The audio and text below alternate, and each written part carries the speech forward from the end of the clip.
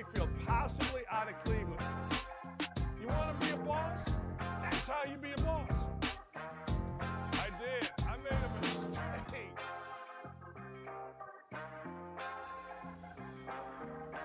Hey, good morning. What are you doing? How are you? It is a gloomy Tuesday as I really look like Uncle Fester today. New rule, nothing white or white-ish. Holy hell.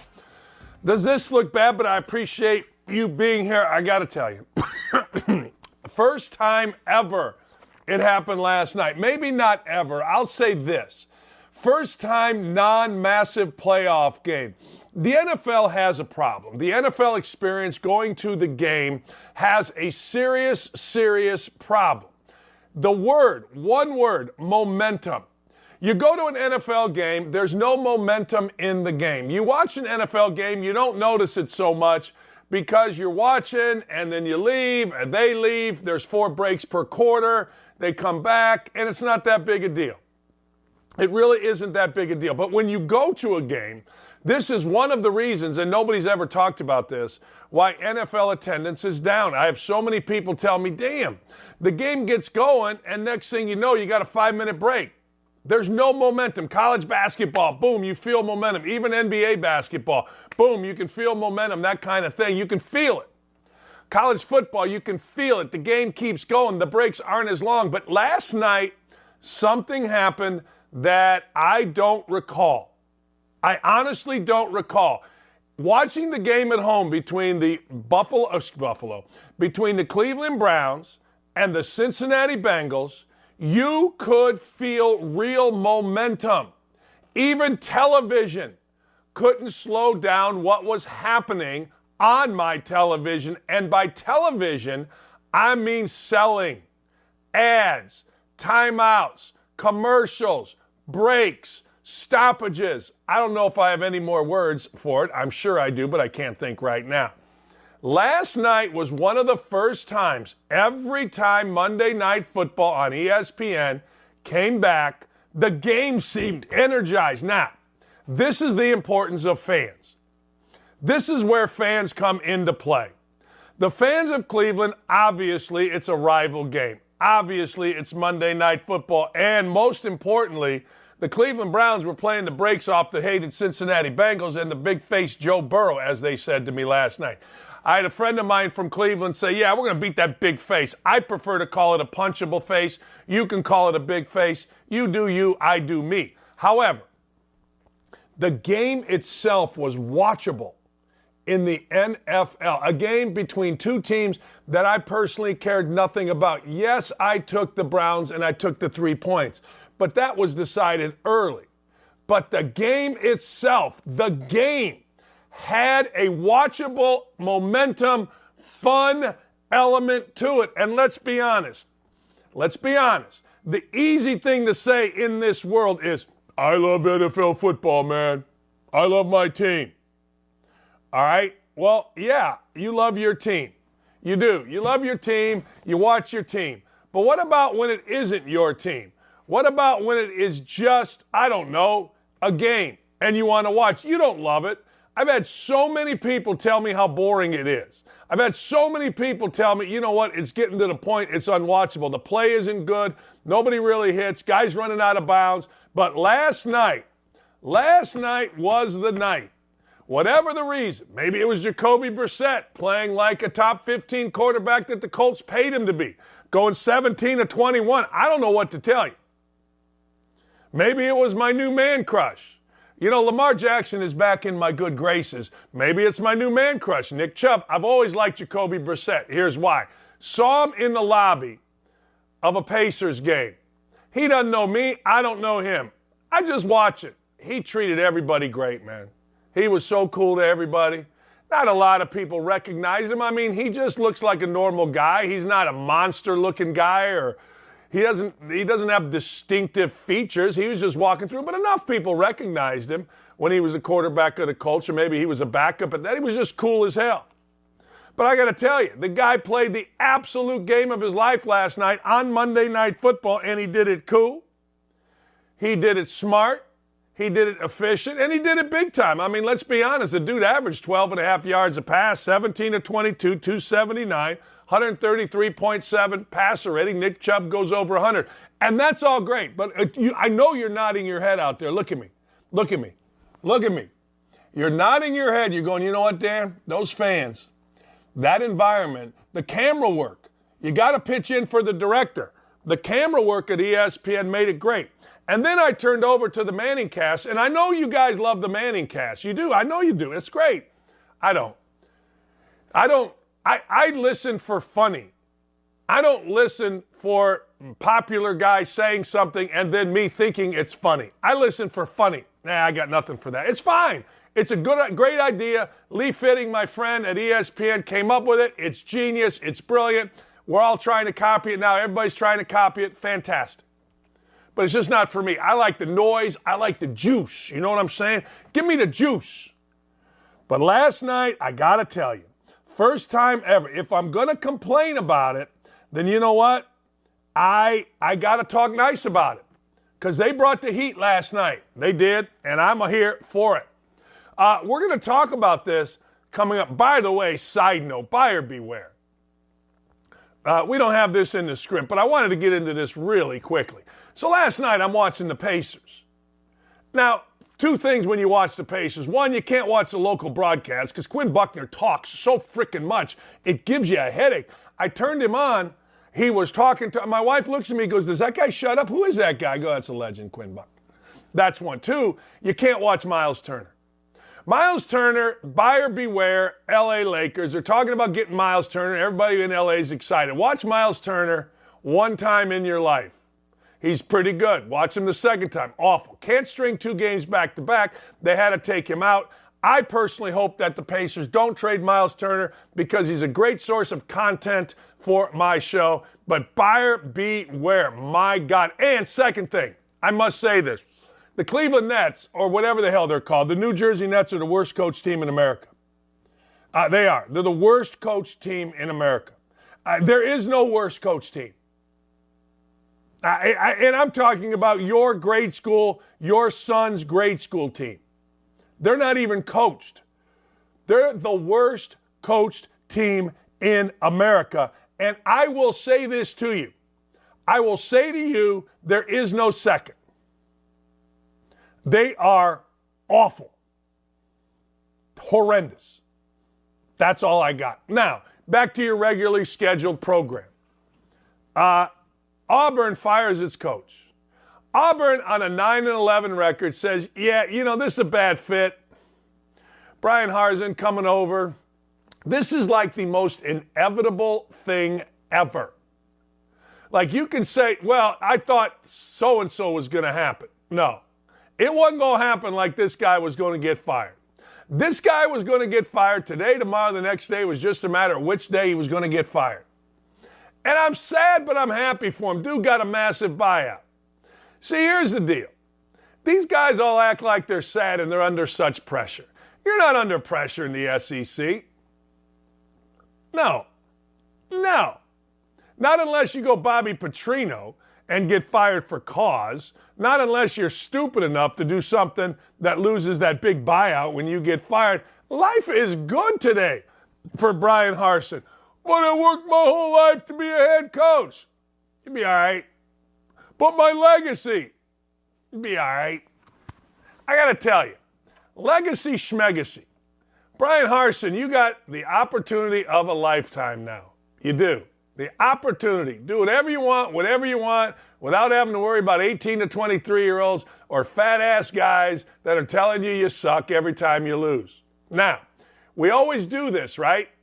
Hey, oh man, too bad for that guy. Or good that guy got fired. Okay, who's going to be the next coach? It happened with Bobby Knight. Everybody loved Coach Knight. Oh man, we're going to rally. Oh, blah, blah, blah. Who's going to be the next coach? It don't matter. Mike Krzyzewski, he's going to retire. Oh my God, he's going to retire. Oh, who's going to be the next coach? By the time you put your head on a pillow after a guy gets fired, your thought is always who's going to be the next coach. And that's exactly how it should be. The world keeps turning. The world, boom, boom, boom, boom, boom. All right, so let's talk about this. Who should be the next coach? I don't know. Again, what's going on in the background of the program? I don't know. Don't care. I'm talking to Deion Sanders. It looks to me like Deion Sanders, what's going in the background of the program is great stuff. I don't know what's going on in Hugh Freeze. Hugh Freeze is a guy that has taken liberty, just signed a big contract. I don't know. Maybe he's still 1-800-hooker. I have no idea. Maybe he's still preaching but cheating. Maybe there's no more cheating. Remember all those wide receivers he had at Mississippi? Oh, cheat. It's like Elaine Bennis. Fake. All right, but there's no more of that. All the while Hugh Freeze was telling us to pray for his baby Jesus and all the little baby Jesuses. Stop it, stupid. Fool me once, shame on you. You ain't fooling nobody now. Hugh, you need to be back in the SEC. Hugh, you need to be back doing your thing. But don't give us any of the religion crap. No, none. That's over. You tried it. It worked. You got a big deal. Yeah, they thought enough of you to hire at Liberty. God bless you.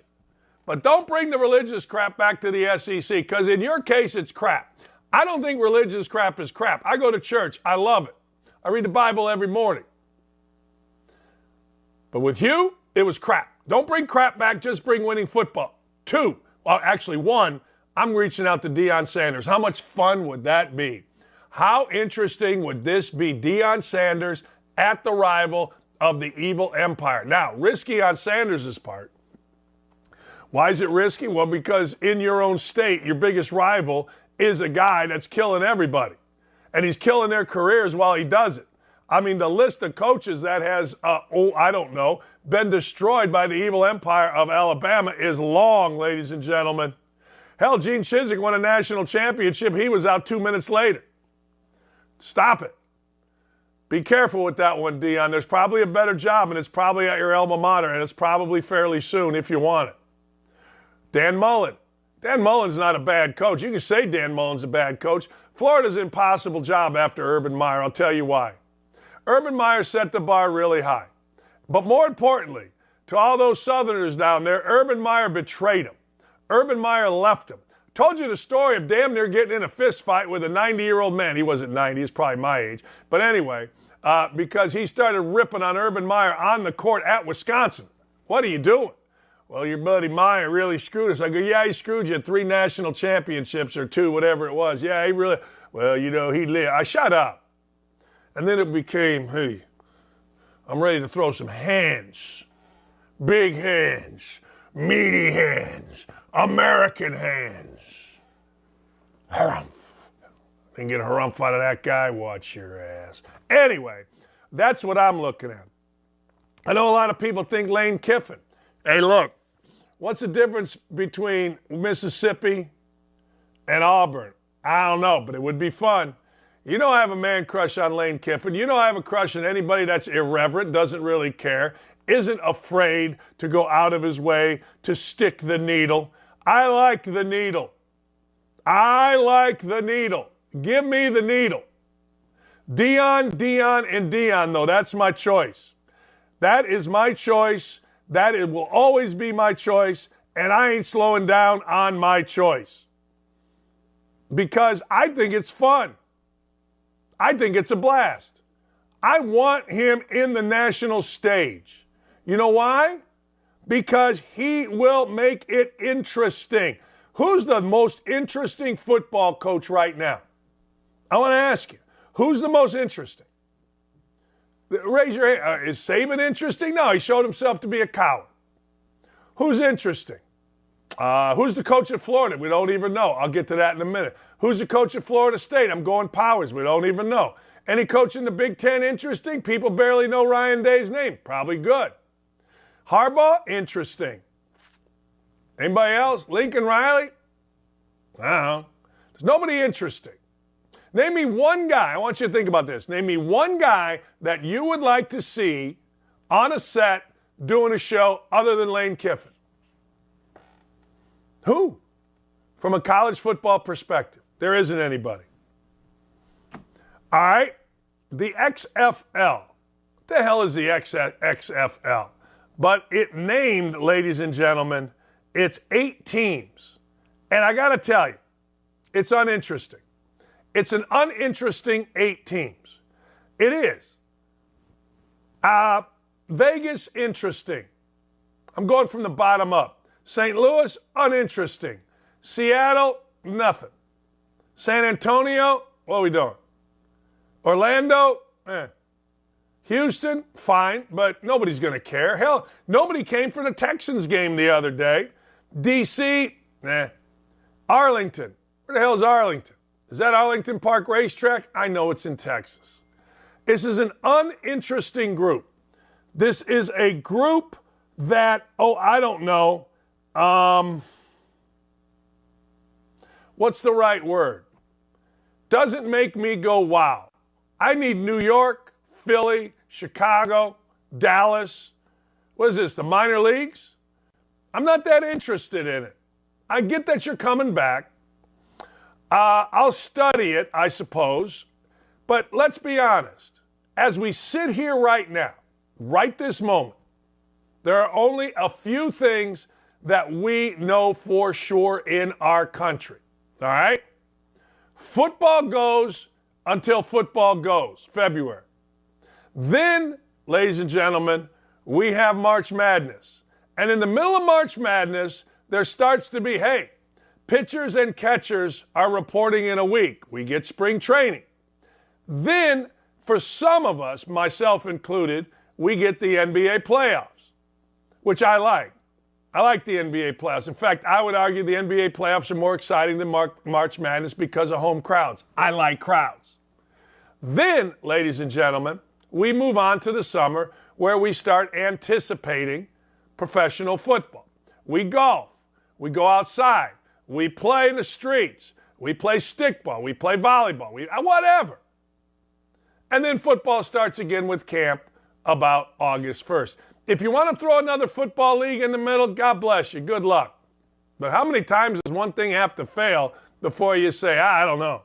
And do yourself a favor. Don't let Oliver Luck get involved. The Lucks will always leave you. The Lucks will leave you. The Lucks will walk out on you. The Lucks will say goodbye to you. The Lucks don't care about you. Remember last time Oliver Luck walked out in the middle and now he's suing? Don't involve a Luck. I'm just saying, don't do it. No Lucks. Zero. Nada.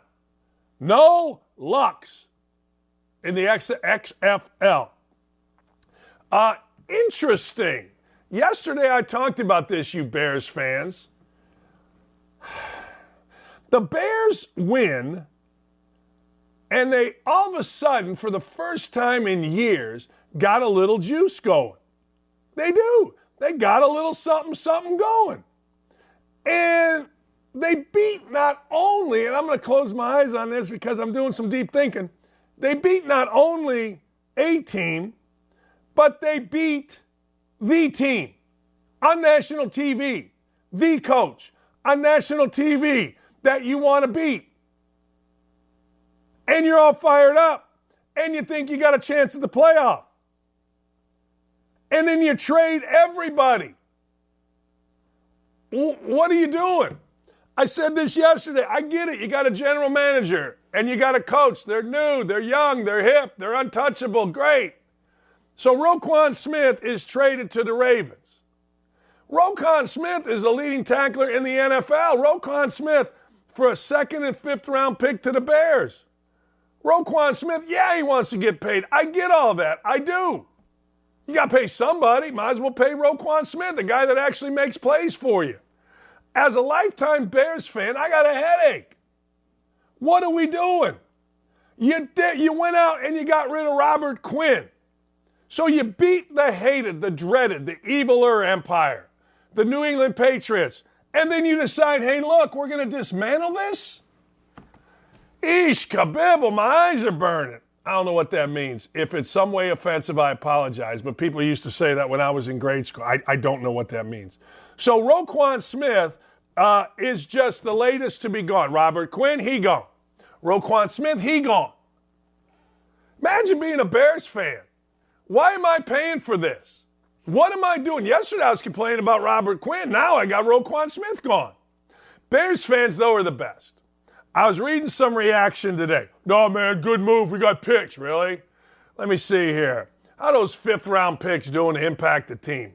Well, you know, back in 75, I don't know. You know what I mean? Oh, Tom Brady was a 6th-round pick. Now you can add Sam Ehlinger was a 6th-round pick, those of you that love Sam Ehlinger. But let me ask you a question, serious business. What the hell are you getting for a 5th-round pick? 2nd round, maybe. If you're the Bears, go get a wide receiver. But damn, at some point, you got to respect the paying customer. And maybe you are respecting the paying customer. Maybe by trading guys, you're respecting the paying customer. I don't know, but I know this. Roquan Smith was pretty damn good and seemed to care. And that's what I care about. All right, last thing. How about this? If you've ever thought about a nothing deal, I'm going to give it to you right here. The NBA announced the 76ers have lost their 20 and 23 and 2024 second-round picks as a result of the investigation into the signings of Daniel House and P.J. Tucker this summer. Really? What? Who? What? There it is. The governing body, the timing, meaning they got early. They got early.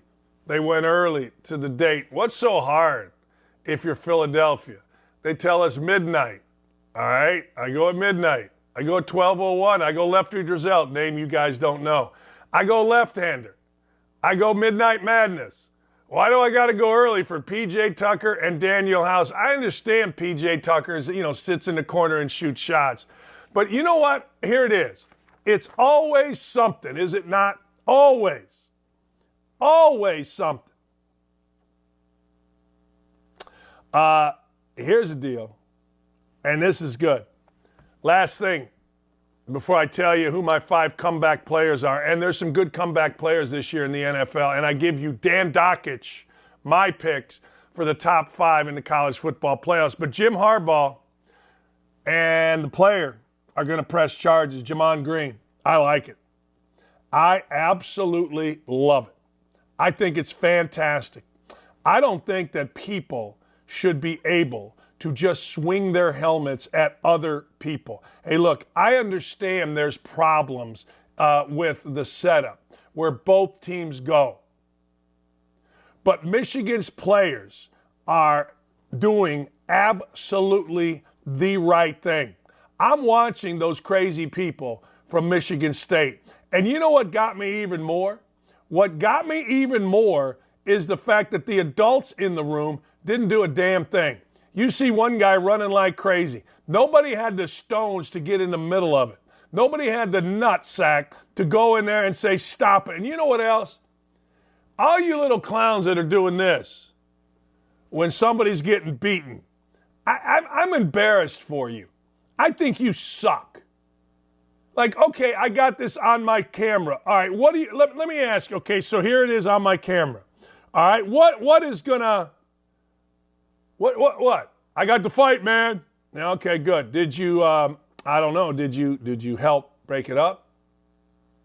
Did you defend a guy who was being beaten by a bunch of idiots? Did you help a guy that it was 4-on-1? Did you or no? No, you didn't? Oh, okay. All right. But you did this, right?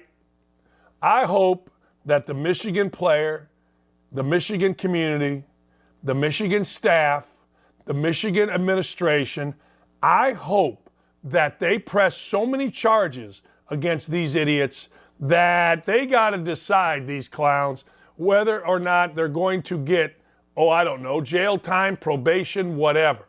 I've seen too much of this. Said the same thing about Barkley.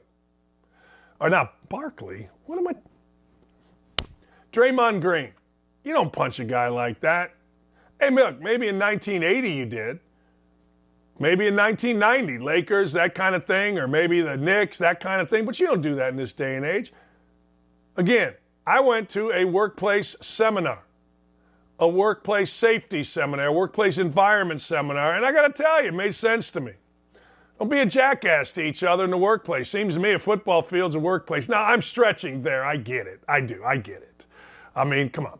But the truth of the matter is you're back in the tunnel. You shouldn't be able to jump guys that are in a different uniform. You shouldn't be able to beat them with a helmet. You shouldn't be such cowards that you're coming over the top of others to beat the hell out of you. Nah, it shouldn't happen. Hope you press charges. Hope you press them and press them and press them. And hope you press charges, Michigan, against every single guy that swung a helmet, every single guy that threw a punch. Our friend David Hookstead just put this out. Outkick had the best ton of records. Telling the truth, rejecting woke nonsense is great for business. Plus, we've assembled the best team in media, absolute hitters across the board, and the best is yet to come. Yes, sir. Yes, sirree. We got a great thing going on here, and I reject the wokeism. Come at me all you'd like, and I'm going to fight right back at you. All right, couple of things. I know that the college football playoff rankings are coming out. I'm going to give you my 5. They're not going to be that much different, but I'll tell you why I like one team in particular that maybe others don't like so much. But when we come back next, I got my 5 comeback players of the year. We're halfway through the NFL season. There's $1 billion in the Powerball jackpot. I cannot wait for this after. We are talking to J.P. Arencibia. Yes, I know he's married to Tommy Lauren. Yes, I know they just got married and all you guys out there are jelly. I get it. But he also, baseball, we're talking, game tonight, can't wait. I actually like that it got postponed last night because I had something else to watch last night. I can't wait to talk to SEC Mike, baby. The SEC's best podcaster. We're going to talk about who, where, and what. Who's coming to Auburn? I would like to talk to somebody about who's coming to Indiana. You know, years ago, I tried to get Urban Meyer, and the powers to be literally told me. Guy told me very arrogantly, they called me Danny at Indiana because Bob Knighton. Danny, we already got our guy. Thank you. I go, no, you don't understand. This is the best football coach, best coach I've ever seen. Now, little Danny, Terry Claypax is the guy's name. He was vice president. Patted me on the head. Little Danny, we got our guy, Jerry DiNardo. How'd that work out? Worked out great for Urban. Not so great for DiNardo, although he got paid. And, of course, not so great for Indiana. Bring Lane Kiffin to Indiana. We'll be right back. We're going to talk about the 5 top comeback players of the year in the NFL, why you should never trade for Miles Turner, and, of course, Nyheim Hines of my Colts is on the trading block. We'll be right back. Hey, it's Hutton from Outkick 360. If you couldn't catch the show last week, here's what you missed. All right, let's look ahead. They're not looking ahead. We will. Is this, if both teams win, Georgia and Tennessee, is it number 1 versus number 2 when the college football playoff is announced on Tuesday? I think it's real possible. I think it's possible Tennessee could be number 1. Their resume will be better than everyone else. And, if you're the committee and you're looking at it, who's to say they don't have a different set of, rankings than the AP poll or the coaches poll. So I think it's very possible that those teams could be. If not, again, it doesn't really matter. You're going to have a lot of weeding out when Michigan plays Ohio State next week when Georgia plays Tennessee. So, you're going to have some natural attrition out of that 4. So you can kind of place them however you want to place them, right? Is there still a rift between the football program and Knoxville PD? Because I'm reading the account of what happened, and it's just very odd to me that someone was arrested for a felony while someone was giving their report holding a handle of vodka and stumbling around as to what happened, and they took that side, and the sober person who just wanted an attorney and wasn't going to give their statement to the cops until he had an attorney was arrested for a felony in this case? Is this normal police work on a case like this? I'm reading your report, Trey, and I'm thinking, how the heck was he arrested if this was the circumstances around what was being claimed happened? According to sources that I've spoken with in the situation, that is not in my report today. We're discussing the sports topics you care about from every angle. Catch me, Chad Withrow, and Paul Koharski each weekday afternoon, 3 to 6 Eastern, right here at Outkick.com. Stay with us across the Outkick network.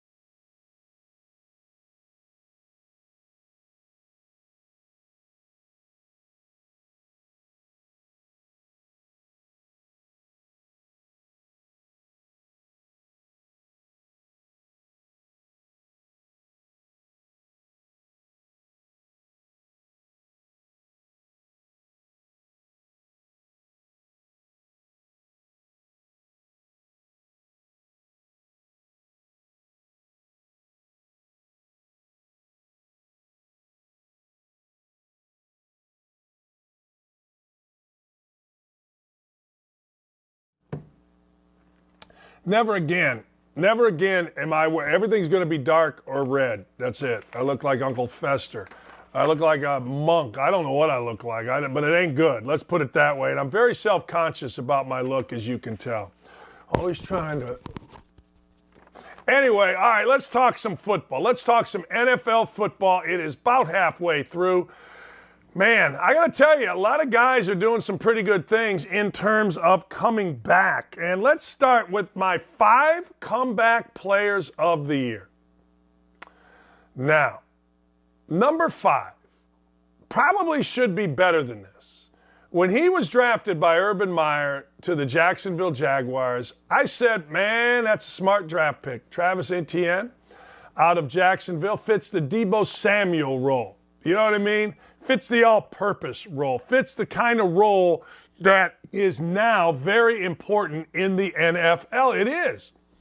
Last week, all he did was rush 24 times for 156 yards, 6.7 yards a carry. This is the second straight 100-plus yard game. You're talking about a guy who has 571 yards right now, on pace for 1,000.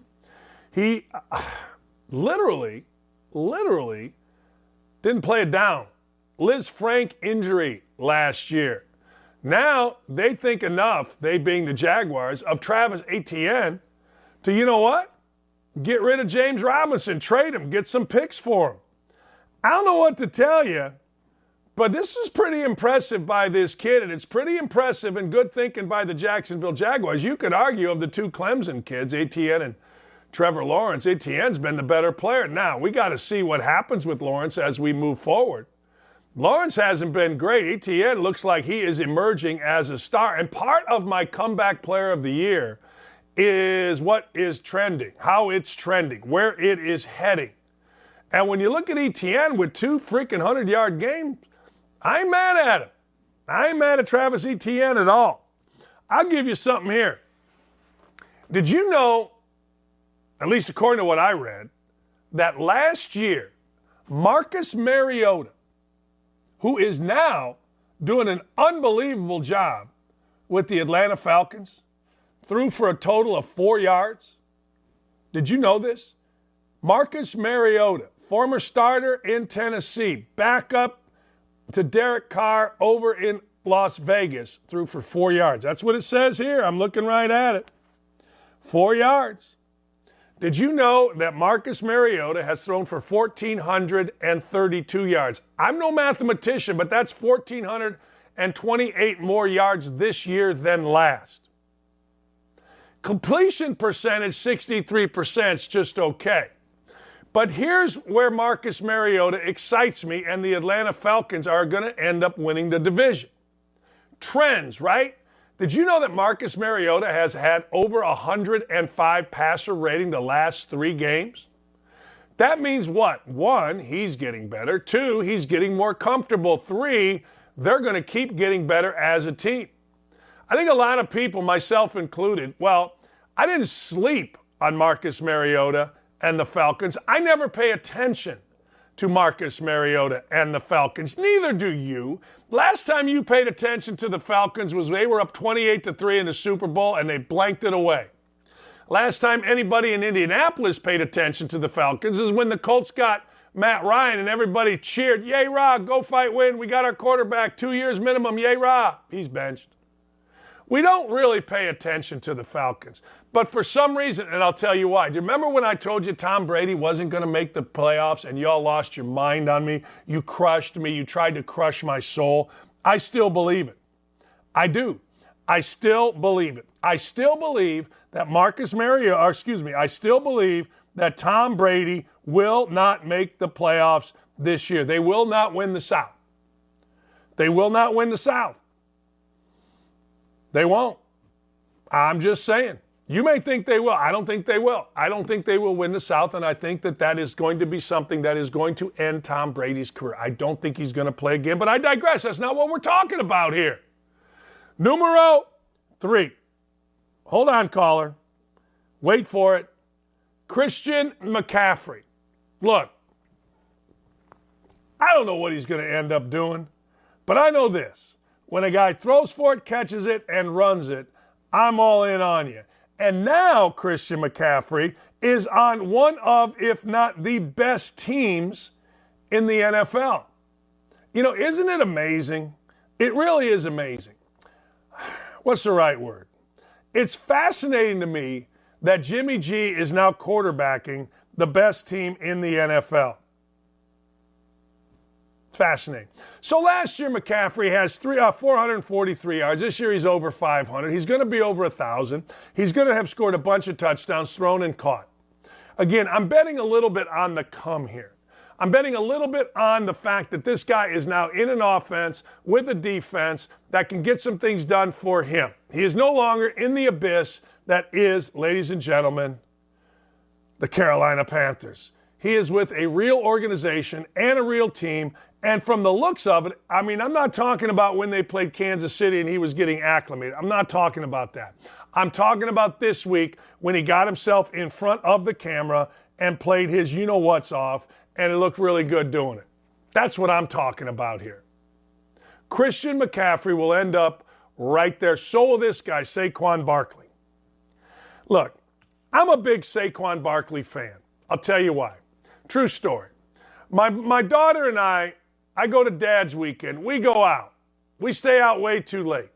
Friday night. All our friends, all our dads, we're around Bloomington. The next night, we go out a little bit, kind of tired, go back to the hotel. She's over there, I'm over here.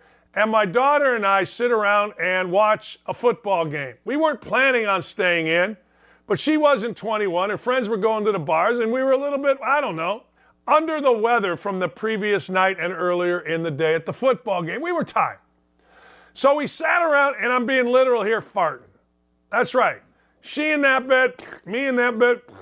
That's what we did. All right? And we watched the football game. Iowa against Penn State. Hell of a football game. Saquon Barkley was unbelievable. End of the game. Saquon Barkley is being interviewed. I said to myself, I love this guy. I love Saquon Barkley.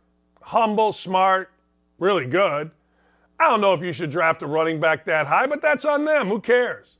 But the fact of the matter is, Saquon Barkley, just my humble opinion, is the kind of guy that you can absolutely root for. So what's he doing this year? Well, let me give you the numbers. Last year he ran for 593 yards and 2 touchdowns. This year he's already at 779 yards and 5 touchdowns. And here's what I like even more about it. What I like even more about Barkley is that he told you he was going to do this. He did. Saquon Barkley said, hey, look, that's what I'm going to do. I'm going to shut up. I'm going to work. I don't care about your fantasy team. And I'm whooping some dupayage. That's what he said. And that's what he's doing. And I know the Giants just lost. Fine, you're going to lose in the NFL. But Saquon Barkley is doing exactly what he said he was going to do. Ladies and gentlemen, drum roll, please.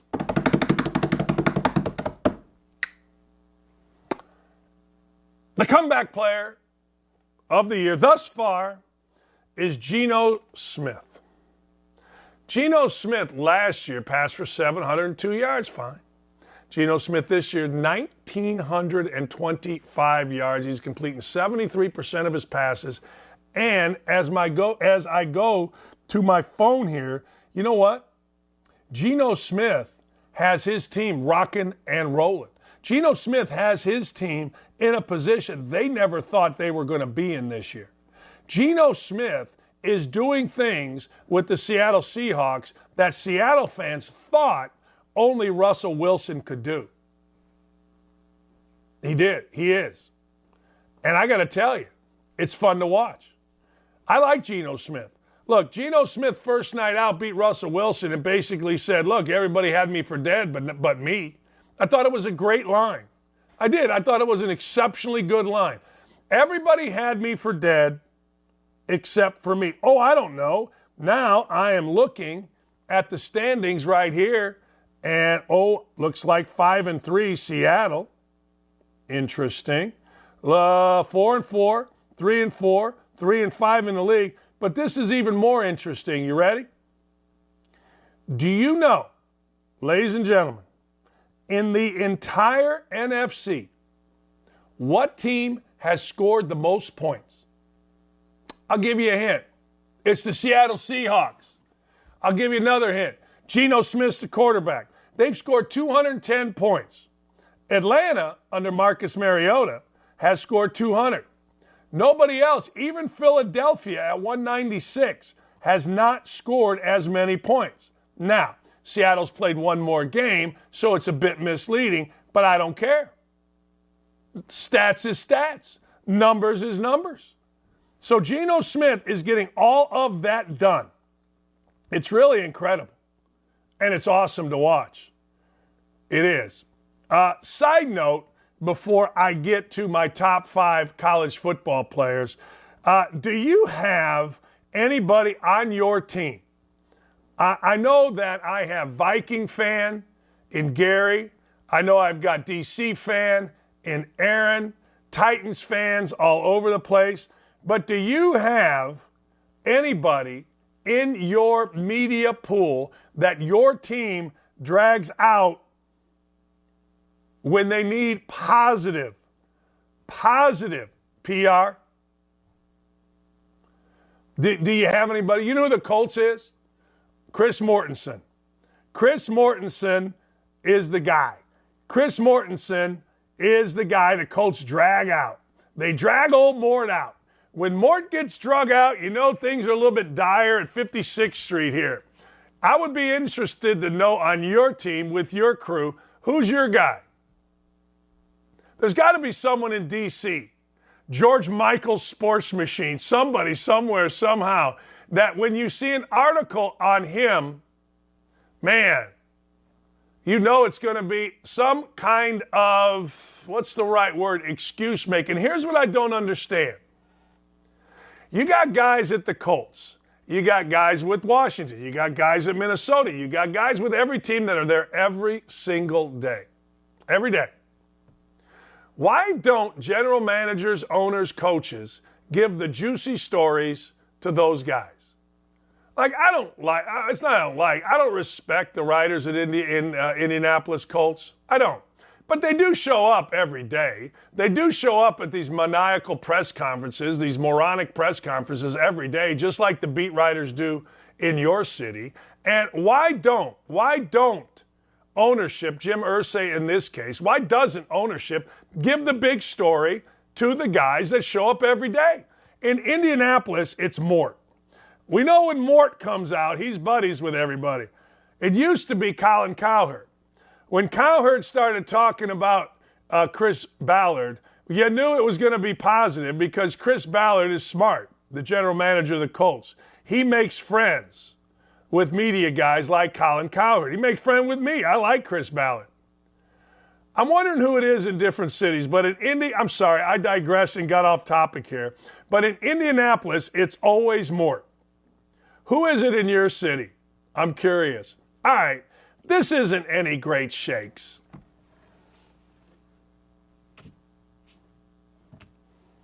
You think I'm going to break news here? I got my top 5 college football teams. Number 5, Clemson. I'm going to tell you something. Clemson's dangerous. Clemson's dangerous from this standpoint. Clemson didn't start out well. No, didn't start out well at all. Didn't look good. DJU was going to get benched. Clemson got good. And then Clemson struggled a little bit. In fact, you could argue that Clemson, other than a ridiculously dumb penalty by a Syracuse kid, you could argue Clemson should and could have lost to Syracuse.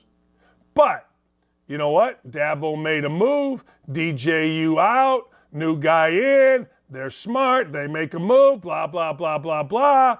And next thing you know, Clemson wins. Here's my theory. Struggle, good, middle of the year struggle, then you get really good. And that's what I anticipate with Clemson. I anticipate Clemson getting really, really, really good. Yeah. I do. And that's dangerous because you look back and you say, man, they could have lost too. Man, they just could have, they could have. They could have. Man, if Trevor Lawrence didn't come in and save the day, or that guy who's now at Appalachian State didn't come in and save the day. You know what I mean? That is interesting. But now they're going to get good. Now, the other 4 teams are just really good. Like Michigan, everybody thinks, well, they're just not athletic enough, or they're just not, No. They're really good. They're really good. They're really tough, and they understand winning.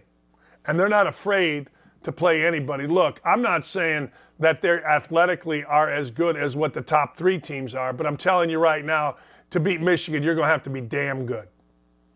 I mean, you are. You saw the difference this weekend, and it wasn't in the fight. You saw the difference. One team, Michigan State's playing really well. One team keeps going, boom, boom, boom, boom, boom, boom, boom. The other team makes a couple mistakes. Next thing you know, it's a double-digit win for Michigan. Next thing you know, Michigan State's fighting in a tunnel. Next thing you know, Michigan State's falling apart. Next thing you know, there's going to be charges filed. It's the difference between a team that has discipline, strength, and belief, and a team that played well for about 6 weeks last year and has none of those same things. All right, next, Tennessee. Look, I don't know about you, but there's a little bit of me that still doubts Tennessee. There's a little bit of me that doubts that Tennessee can go into Georgia and play them well. There's a little bit of me that says Tennessee is going to play okay, but not at Georgia's level. But then I think about Hendon Hooker. And I think about Tillman, the wide receiver, and I'm like, wait a second, you got real athletes here. You got real strength here. You got real smarts here. You got real experience here, which is all what you need to have when you are going to go into Athens, Georgia, and play the most talented team in the country, and that's what Georgia is. You can't just have smarts. Hell, you can't just have athletes, and you can't be inexperienced. You got to have all those things to go into Athens and win, and Tennessee hasn't. But there's something about Georgia and the way they are seemingly playing now. Remember what I told you. Georgia started out playing really good. That win against Oregon looks mammoth now, particularly how they did it. And then they struggled a bit. Hell, who was it? Kent State had them down for a little bit. People were questioning them. They dropped in the polls. Now all of a sudden, hang on, caller. Florida tries. Florida fails. Florida covers 23, though. 23-point spread between Georgia and freaking Florida. Are you kidding me? Stop it, stupid. Stop it, Stosh. That ain't it. No. No. There is, though, a little part of me that wonders if the Vols can go into Athens. I personally see this in all its glory is going to be sitting right there watching every play. Hopefully the doubt goes away in the second series, and next thing you know, Georgia and Tennessee play the brakes off each other. Hopefully. We shall see. Ohio State. All right, let me explain something to you about Ohio State. Ohio State's uber talented. All right, let's just stop. Urban was on the show last week, right? And what did he say? We went into Florida, California, those places, and did not go after anyone, any players, but the best. The top. We're not worried about whether Florida is going to beat us out, whether Alabama, whether we're in the South. No. What we got at Ohio State sells in Florida. It sells in Mississippi. It sells in Georgia. It sells in Texas. It sells in L.A. It sells in Arizona. It sells in the state of Washington. You name it, it sells. And he ain't wrong. That's the Urban Meyer influence. And, ladies and gentlemen, Ohio State has athletes. They have athletes all around. Secondary got a little beat up. Sean Clifford, sixth-year quarterback at Penn State, rolling a little bit. Couple interceptions, but they were on deflections. Here's why I like Ohio State. Massive crowd. All that stripe out, white out, whatever the hell it was at Penn State. 21-16 was the score. Ohio State had to respond. 75 yards they had to go. You know what Ohio State did? I think they did it in 3 plays. Whap, whap. Ooh, that looked like an old man. Next thing you know, Henderson with the touchdown, Ohio State back in the lead. All I'm telling you is this. That's the kind of stuff that makes a champion. There is no team, and maybe you can come up with one, I suppose. But let me put it this way. No always is stupid. There are very few teams, okay, that can run the table, get to the college football playoffs, and blow everybody out. It just doesn't happen. It just doesn't. College football, players are good, atmospheres are great, coaching is better. Stop it. It just doesn't happen that way. So you got to go through these peaks and valleys, as my father says. And Ohio State had a valley. They looked like they were going to lose. And then guess what? They didn't. All right? The number one team in the country is Georgia. Now, if you'd asked me, I don't know, 6-7 weeks ago, I'd have said, yeah, maybe not. I mean, let's be honest. When Kent plays you pretty well, you got to ask, you got some questions. But let's run through this. 42-20 over Florida. 55-0 over Vandy. 42-10. Now, this is where it got sexy. Remember, 26-22 losing for a while. That was after Kent played the brakes off him. Kent, 39-22. Let me explain a college football season to you. College basketball, no different. This is where I'm a freaking genius. Georgia gets out 49-3. Oh my God, you're the greatest team in the history of football. Oh my God, on that campus, everybody thinks you're the greatest team in the history of football. 33-0, they beat Samford. Inconsequential. They go into South Carolina, 49-7. Now, or 48-7. Now you're really the greatest team in football. Like nobody can touch you. You're better than last year's team. Uh-oh. Kent's up at halftime. Uh-oh. It stays the next week. Uh-oh. You're down to Missouri. But then you come out of it. There's the lull that teams have. Telling you, there was the lull right there. September 24th, 39-22, you barely squeaked by Kent after being down. October 1st, 26 you, 22 Missouri. You barely squeaked by. Now there's a wake-up call, a slap in the face. Uh-oh, Auburn, you got the slap. You got whooped. Vandy, whooped. Georgia, whoops up on Florida. Now Tennessee comes into Georgia. It's awesome. I don't know what's going to happen in the game, but I know this. At this point right now, I would argue that because of the law that Georgia went through, I would argue that Georgia is playing its best football. I would also argue that Tennessee is as well. That's what makes this 1 versus 2 matchup so sexy. Two teams playing incredibly, incredibly well. All right. We're going to have a great last hour for you. I don't know if we're supposed to ask JP Arencibia how he met Tommy Lauren, but we're gonna. He's Tommy Lauren's husband. They just got married. We're going to talk baseball. We're going to talk what is moving this day back. Those of you that don't know, JP was a major leaguer. And then we got SEC Mike coming, ladies and gentlemen, the most popular podcaster in the SEC. We're going to talk who is going to be the coach. Give me Deion Sanders or give me death. By the way, trade deadline. Is your team trading? Is your team buying? Is your team selling? Again, I don't want to have to put on my hat.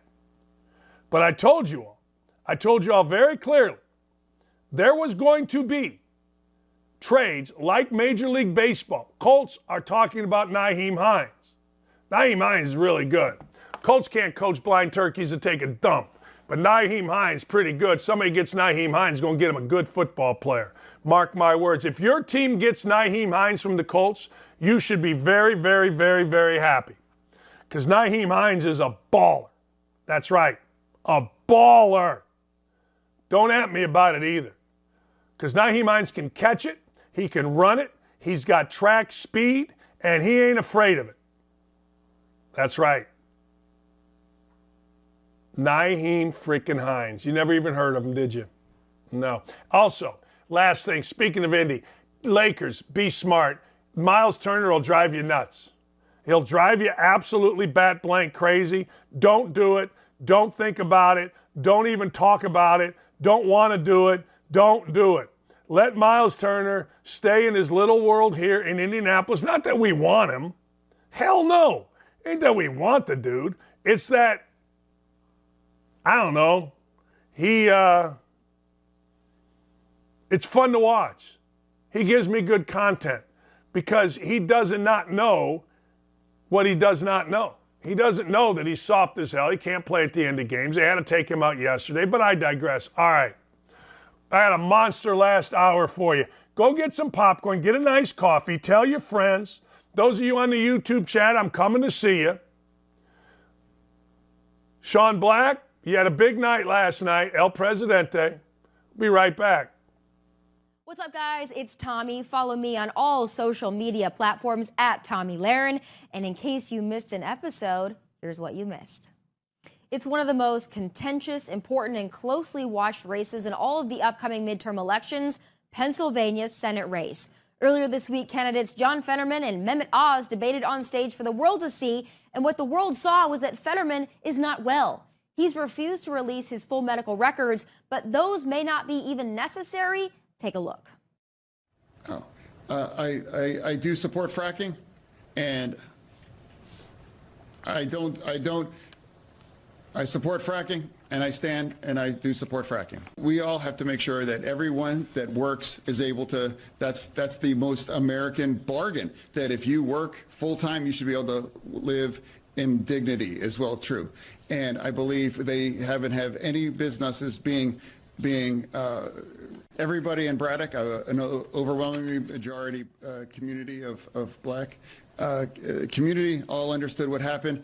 You know, they understood what happened, and everybody agreed that, and nobody believes that it was anything about me making a split-second decision to defend our community. That's like, he got his Pennsylvania house from his own inlays from a dollar. Mr. Fetterman, typical. we have to. Okay, so Fetterman suffered a stroke in May, and I think it goes without saying that regardless of how we feel about his politics, we feel for him.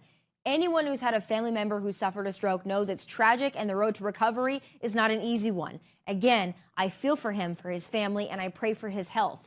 But should the man be running to hold public office, let alone a coveted Senate seat? No. The answer is no. And it's quite frankly selfish of him to continue to vie for a seat he is not capable of holding. That's not mean-spirited. That's a fact and the reality. Get used to it. Tune in Monday at 7 p.m. Eastern for a very spooky Tommy Lahren is Fearless episode. You don't want to miss it.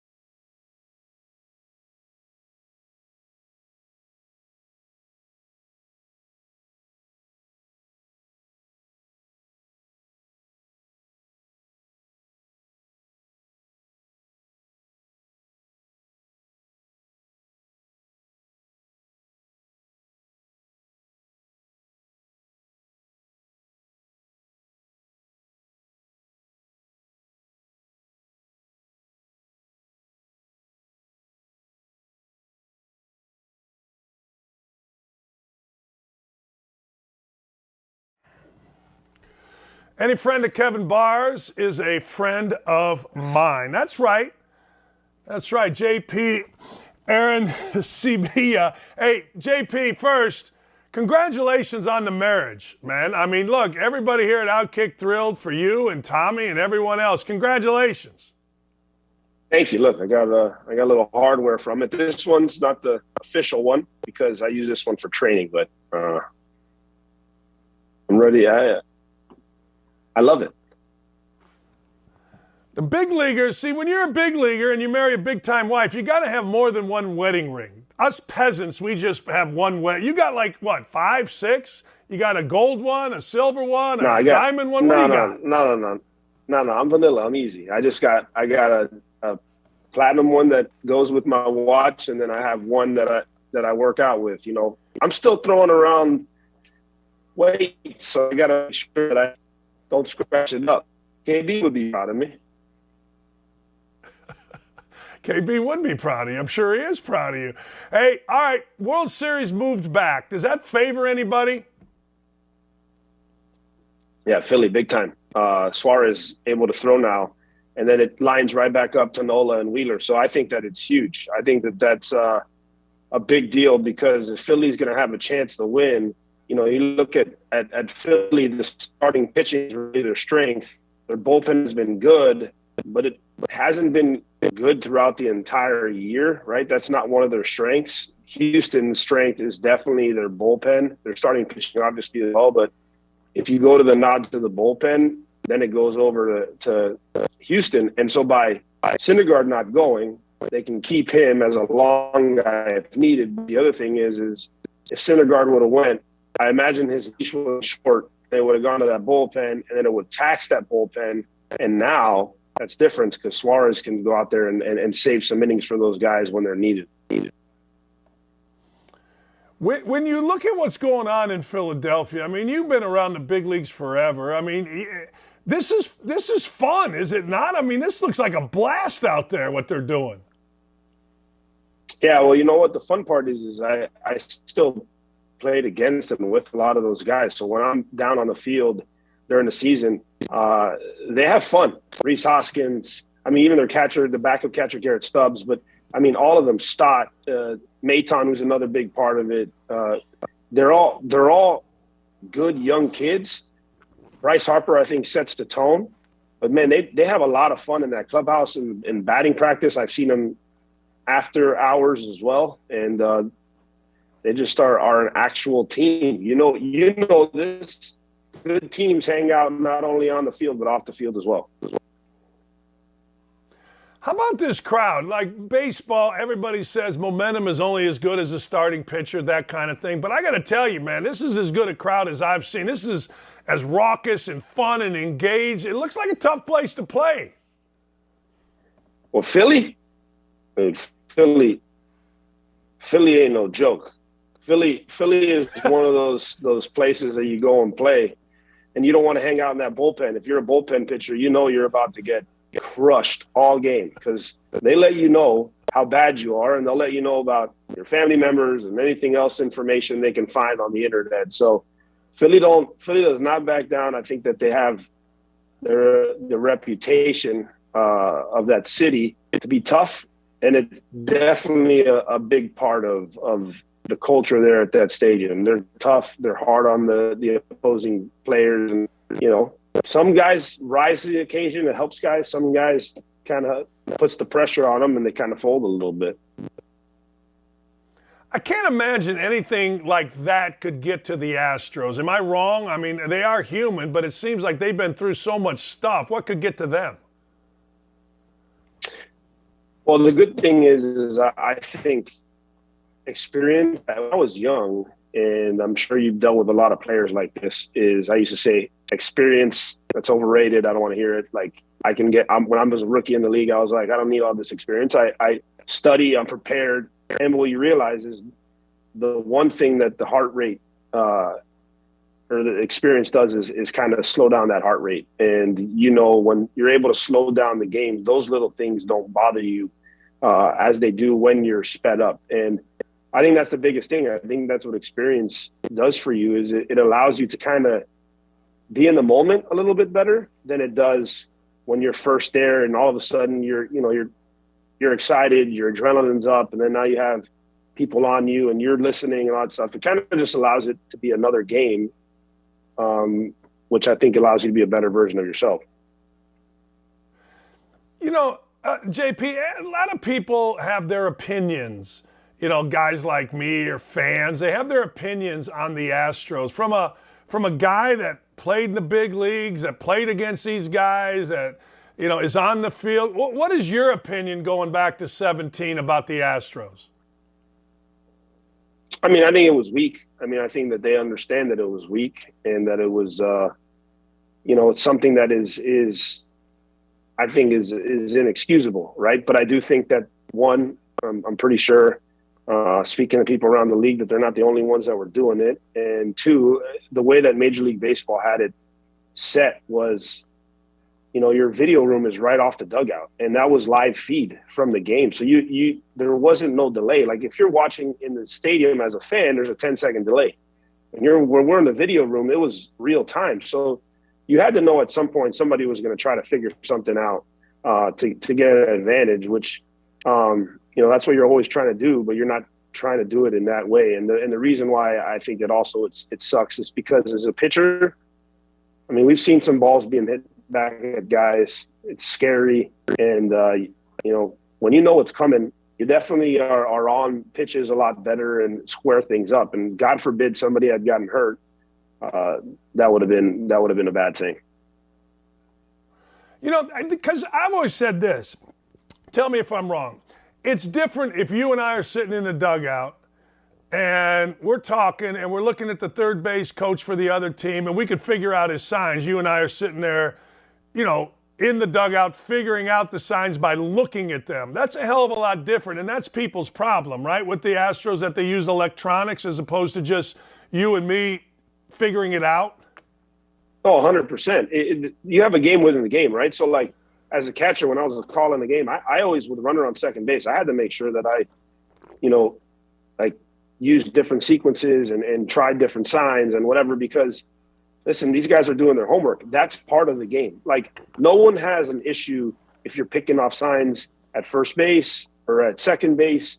Then that becomes an issue of be better. Like, I have to be a better catcher. Like, that's on me to not set up early or to not do these things that are in the game or the game within the game. But when you're using electronics and stuff like that to your advantage, things that are not within the game, then I think that's when you're like, all right, that's weak. Like that can't happen.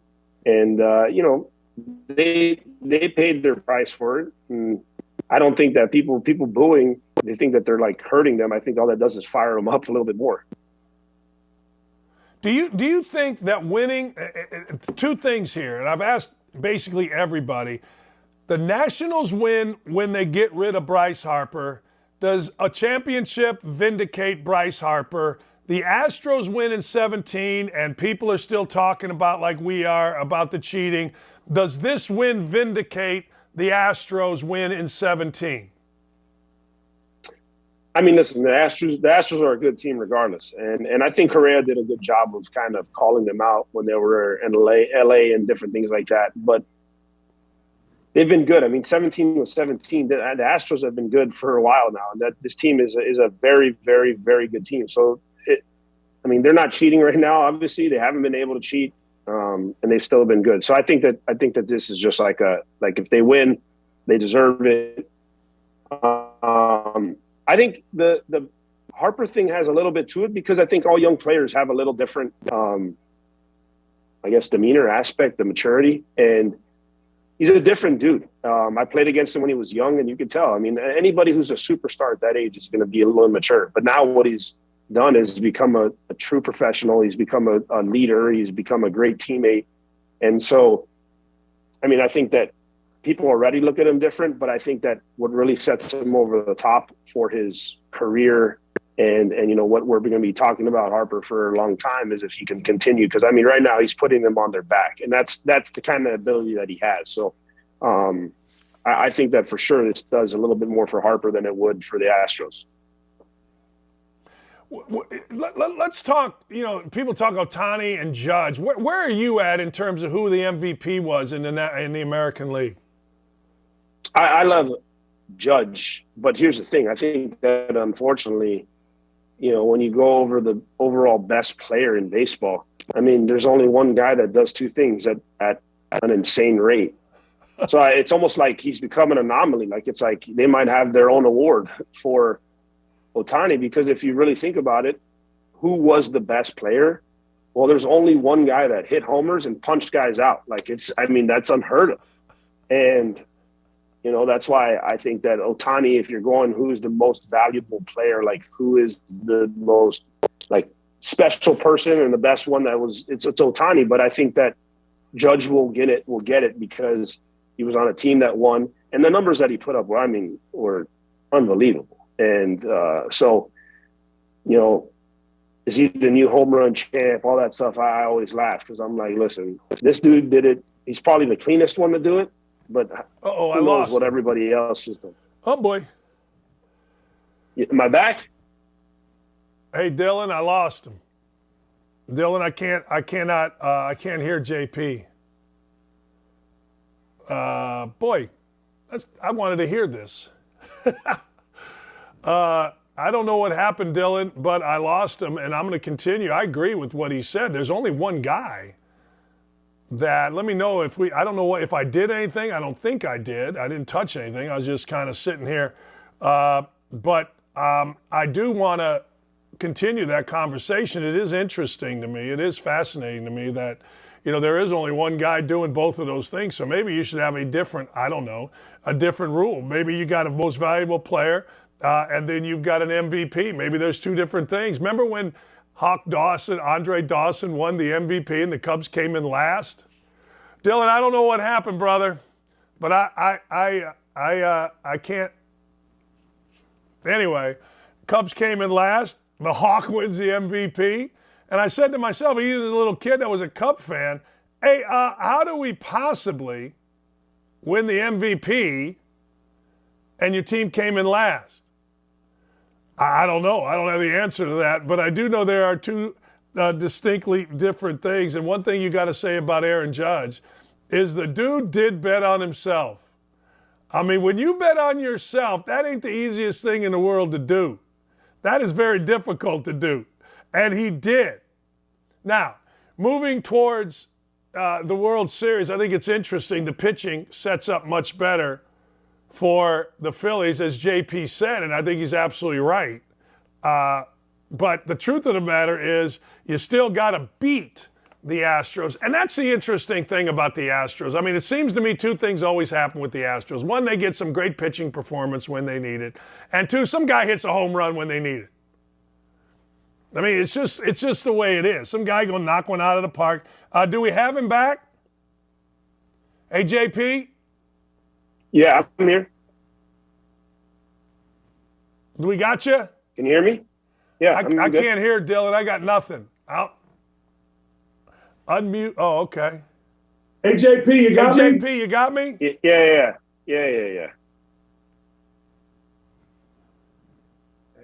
Hang on. It's hard being stupid. Hey, JP, how we doing?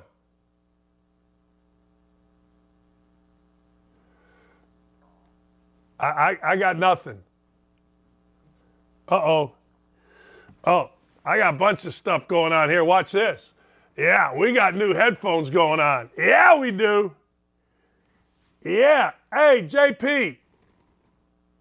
Yeah, baby. I was loving the conversation. I was loving to hear what you were saying about freaking Ohtani, because I was saying back in like 1987, I'm a big Cub fan, and Andre Dawson wins the most valuable player, and the Cubs came in last. And as a kid, I'm like, how's that possible? Should there be two things, most outstanding player and most valuable player?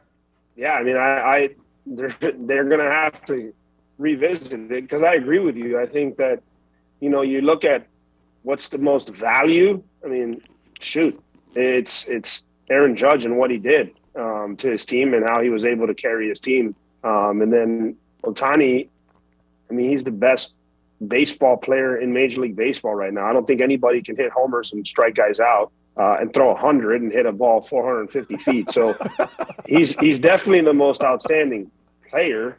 But that's not the rule. But the other thing I said too was, and Judge, what he did, I know everybody tries to say, like, is it the new home run record and all this stuff? I think that, listen, is he the cleanest one to ever do it? Probably, but no one knows what was going on back in the days. I always laugh when I hear that conversation and debate about, is he the real home run king? Like, no one knows what was going on back in the days. When you look at that, and people just assume what they assume, or they want to How do you look at it? You look at it as bonds? Or you look at it as, hey, look, he did break the American League record talking about Judge?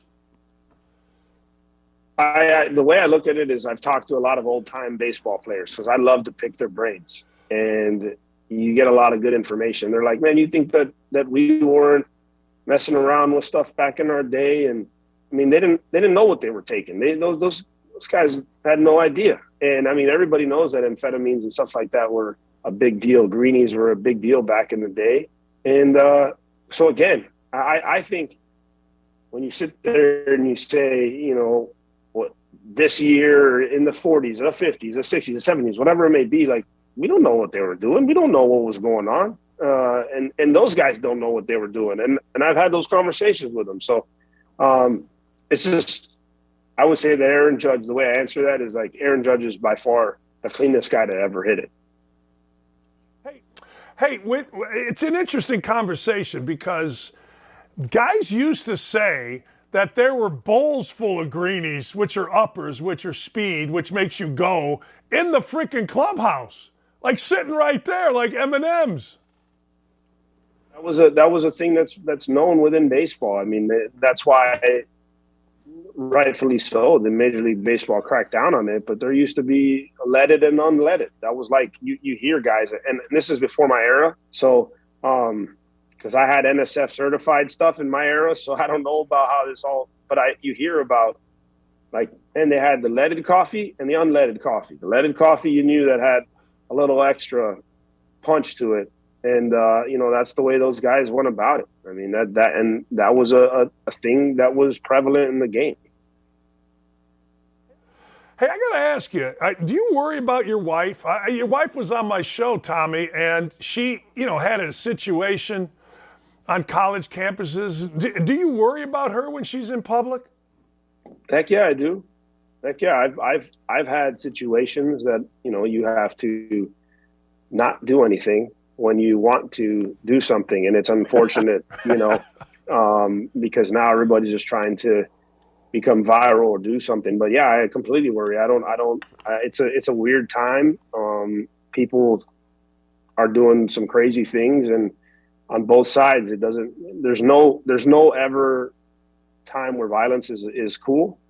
And so yeah, I completely worry. And I hope that nothing ever happens. And I just, you know, again, she is a tough cookie. She knows how to handle things. I'll tell you what, she is strong as heck, because I couldn't handle the stuff that she has to deal with. But I will say, yeah, I don't trust anybody really.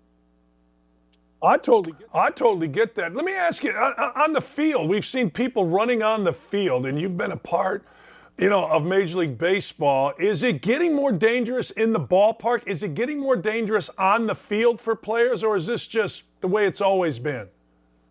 Yeah, I think it's the way it's always been. I just wish the only thing that stinks is that kind of I wish that we could take them out. They always tell you, like, hey, well, if they're on the field, like, don't touch them, don't come close to them, because I'm like, these people are usually very intoxicated, and it's like, this is a free, like, I can actually whap this dude and be okay with it. So I wish that I think it was it in the NFL the other day that they tackled that dude, and it's like, I was like, heck yeah, because I guarantee you that people would be a little less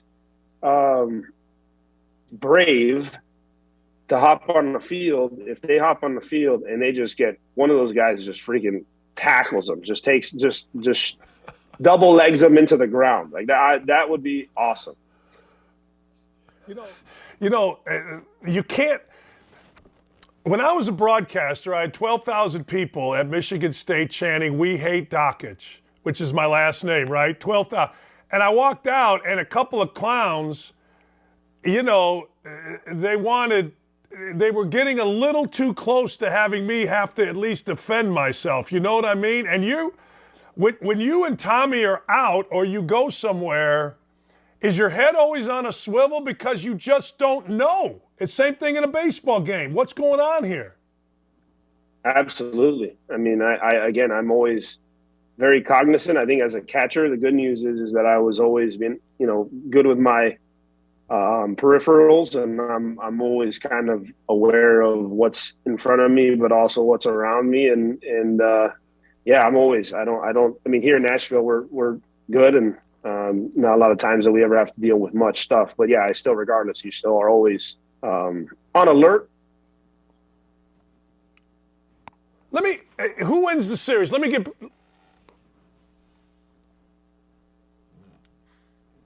got a girl throwing eggs out of an apartment building, and I'm like walking on the street, and I hear, psh, and I'm like, man, all right, what? I was like, that's weird, and then, psh, and I'm like, and I look up, and there's this girl screaming profanities, throwing eggs, and I'm like, and I whapped one of them. And I was like, yeah, how is this acceptable? But yeah, that's like the crap that goes on.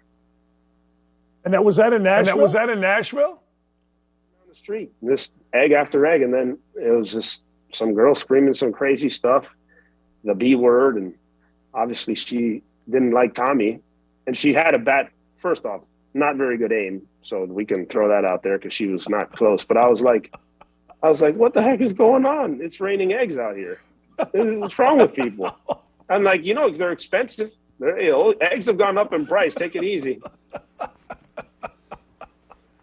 Yeah, you'd like to catch one. Hey, Tommy, hold this. Hey, come on, because you're a catcher. I whacked. I hit one of them out of the way that was close, but I was like, I mean, that's a little. It was like probably 6 stories up. So I had soft hands, but I don't know how that's soft. That's unbelievable. Like, holy jeez. Wow. Who wins the series? Oh, man, I want the Phillies to win them. My heart wants my Phillies to win them because I like the guys and they're a good team. But, man, Astros, I heard you say it when I was in limbo. I was listening to you, and you're right. The pitching line's up. But, man, you still got to beat the Astros. That team is dang good. I mean, that lineup is long. I mean, Altuve really hasn't even been going, and now he's starting to swing the bat.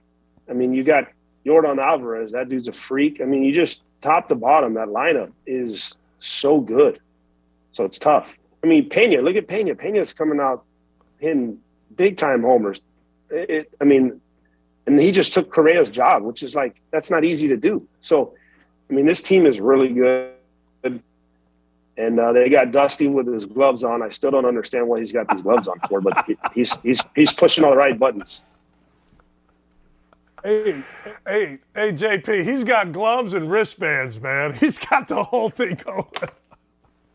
He's always had his wristbands. I don't know what's up with these new gloves. I'm like, what's the deal?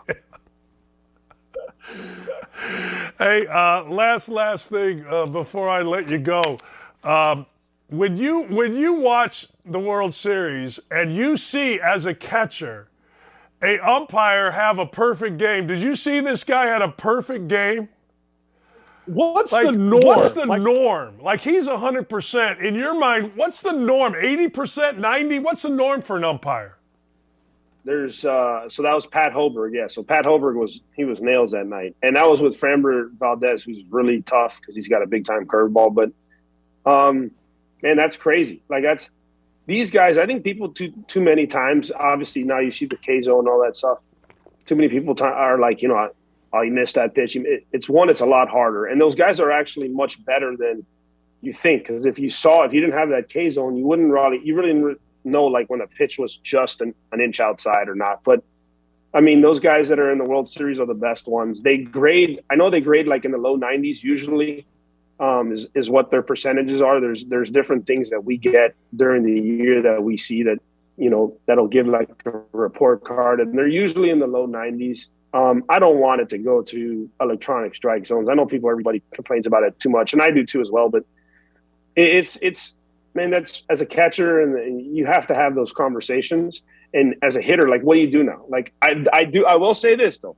Did you see the guy challenge ball 4? I thought now when we're talking entertainment though, I'm like, wait a second. This might be some funny stuff because now it can be like tennis. It can be like tennis where you get the challenge and they get the clap going, they get the clap going, they get the clap going. And when I saw him, I was like, I'm all in for that though. So I like that the umpire can still call it, but then if you can challenge him, now that gets me going, because there's a lot of times where I'd want to be like, okay, that's a challenge, and then they lose. Have you ever, last thing. Did you, I mean, you got a mask on, umpire misses it. Did you ever just unload on a guy like, man, I can't believe I'm talking to an adult man this badly? Yeah, I actually one time, and then not in the big leagues, but it was in the minor leagues. Because what happens is umpires don't want you to look back, right? They always say like, hey, keep your eyes forward, because no one in the stadium knows that we're talking, but that's the respect, right? So I'm looking forward, and I can be telling them the worst thing on the planet, but I'm looking forward so no one knows what's going on. And I got thrown out of a game for that one time. I was looking forward, and I was just talking to, I was like, hey man, you guys, like, this is not good, like whatever. And he throws me out, and I'm looking forward, and I was doing it respectful, so much so that our shortstop thought that he threw him out. So he threw his glove up, and I was like, and then I got so mad. I left. I was like, listen, you guys think you want to run this game so much. You guys want to be able to be in control. I took off my mask. I put it at his feet. I took off my shin guards and my chest protector, put it at his feet. And I said, look, now you can play. You want to be in such charge?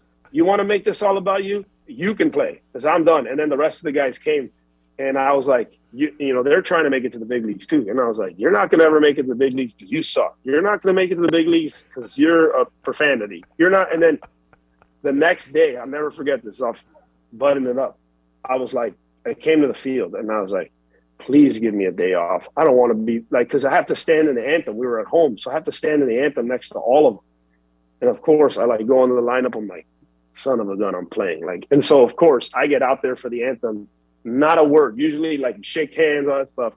Not a word. I was like, anthem. We didn't say one thing the entire game. Like, I was back there, usually like something, nothing. And I was like, oh, but that, yeah, I had a few choice words with guys, and you have to.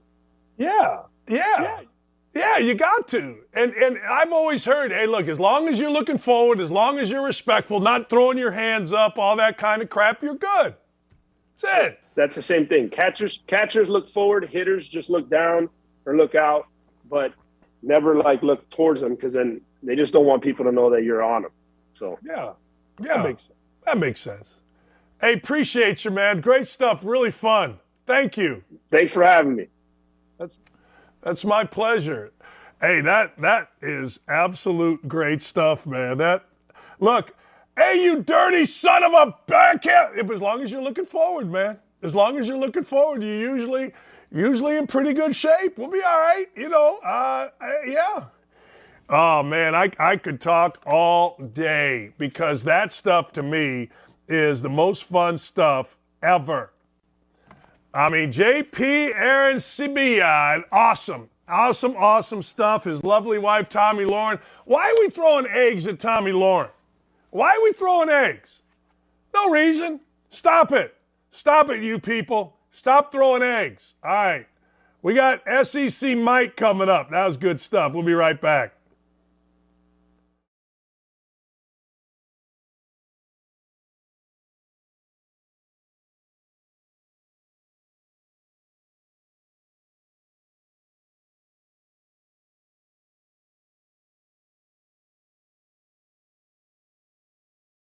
Was there a moment that you always look back to from Black Hawk Down and you said to yourself in that moment, I am not making it out?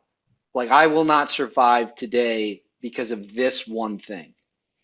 It was kind of the entire day, the entire night. There was a portion of time, I think, in the middle of the night where things kind of calmed down and it wasn't as chaotic, and we were just kind of sitting waiting for guys in helicopters to get, extricated and things like that. And it wasn't until the sun started to kind of peak back up where you're like, oh, this is going to turn back on again. But for the initial assault and, 2 or 3 times that I went out into the city, it was just, I don't think any of us are going to make it out alive. And so every time we would kind of get back and be secure and all right, get more ammo, and we're going back out to try and find this other crash site. And I didn't think that it was happening for any of us. I kind of came to peace. I was just telling my son about this actually the other day, but I kind of came to peace with, okay, if I get hit in the chest, like I've got a plate carrier, hopefully that stops it. If I get hit in the arms or the legs, chances are I'll live. And if I get hit anywhere else, it's probably going to be pretty quick and traumatic and over. So I hope that I remember thinking specifically in the middle of the afternoon, I hope that I can just like look at the blue sky and have something peaceful to look at, not this whole, what I'm looking at in front of me. I hope that's not my last moments. And that kind of gave me a little bit of peace.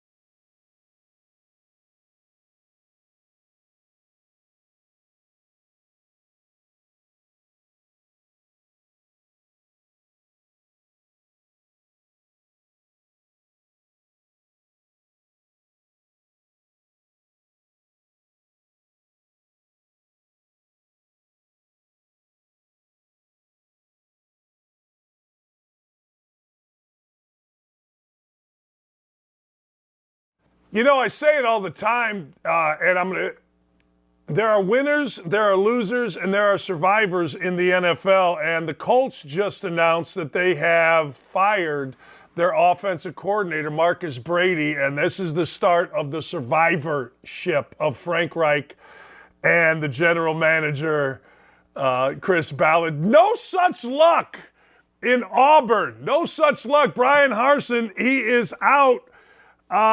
SEC Mike joins us. Mike, you do an unbelievable job. Can't thank you enough for taking a few minutes with us.